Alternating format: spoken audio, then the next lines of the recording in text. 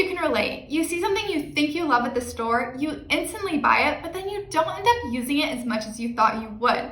The way you're shopping might be causing you more stress than joy. So today I'm going to share my top 5 tips to shop like a minimalist. These tips will help you bring the right things into your life, express yourself in a way that's true to you, and even save you time and money. And no, you don't need to become a minimalist to practice these tricks. They're for everyone. So let's get right into it.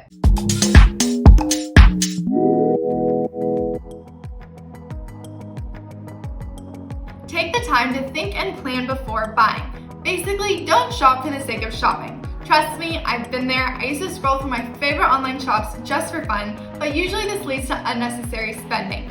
So, know what you're looking for and shop with a purpose. One rule of thumb I have is to walk away before purchasing to remove the chance of emotional buying. If I'm still thinking about it after a couple of days or a week, I'll reconsider it. But it's amazing how many things I walk away from and totally forget about. So if you can go a while without the item, wait on it.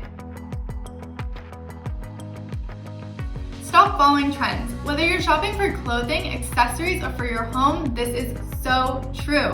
When we shop, we tend to be drawn towards what's trending because society has validated it as cool or fashionable. But if you buy something that's a trend, chances are you might not like it as much as you think you do, and you're gonna want the next best thing the following season.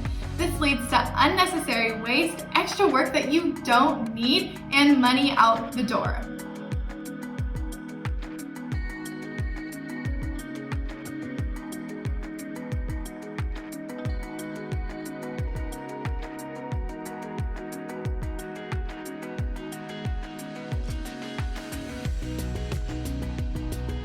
So, how do you avoid trends?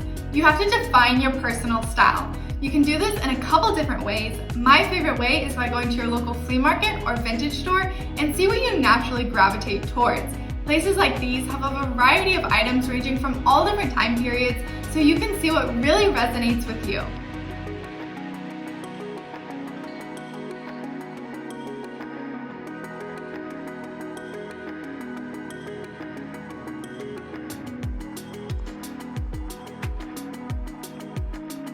Second way is to get on Pinterest. Put together boards of things that speak to you. Look through a variety of eras and styles, but only pin the things you absolutely love.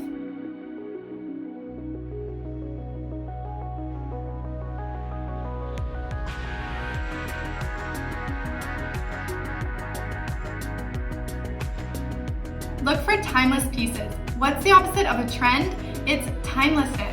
Timeless style consists of classic and essential pieces that never look outdated or go out of trend.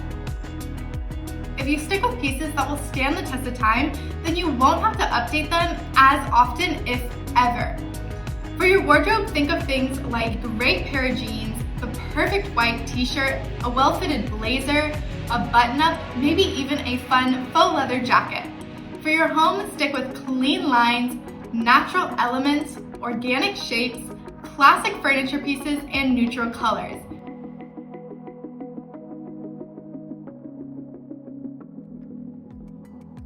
Of course, if you want to change it up over time, you can spice up your timeless staples with fun styling and accessories. Also, keep in mind that timelessness is subjective, so what's most important is that you determine your personal style and shop for items that you'll love for a lifetime. Quality over quantity. A philosophy from one of my favorite designers, Dieter Rams, is less but better, which is the idea of eliminating all the noise and focusing on only the right things. A common misconception about minimalism is that it involves depriving yourself, but it's actually quite the opposite. It's about the transition from consuming a lot of low-quality items to deciding on just a few high-quality, more meaningful items.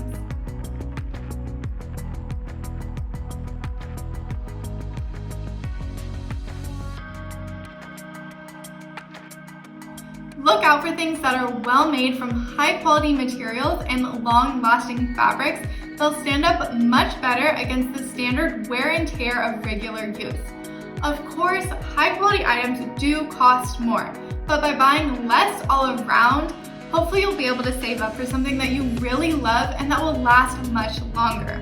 Bonus tip, if you're really thinking about investment pieces, buying something vintage or secondhand is not only more sustainable, but the value of these items typically increases over time. So if you take good care of it, it will be worth more later, as opposed to buying something new, which will typically depreciate. The last step before buying is to ask yourself these 4 questions. Is there something that I already own that I could use instead, or is it something that I can borrow? This will help you avoid buying duplicates that you don't need, or will help you find a creative solution to your problem. Will it add value to my life? It must serve a purpose or bring joy, otherwise it does not add value and isn't worth the time or money to purchase. If I had to keep this for the rest of my life, would I still want it? I started asking myself this recently, and it might seem extreme, but it's actually so helpful in the decision process, because if the answer is no, it's likely either a trend or something you don't really need. And finally, am I willing to pay the price? And I'm not just talking about what's on the price tag. In America, we glamorize overconsumption as if owning a lot of things is a part of the American dream, when in reality, people and the planet are paying the high cost of our materialism. For example, most fast fashion brands aren't paying their workers living wages, and the fast fashion and fast furniture industries are depleting our planet of its natural resources.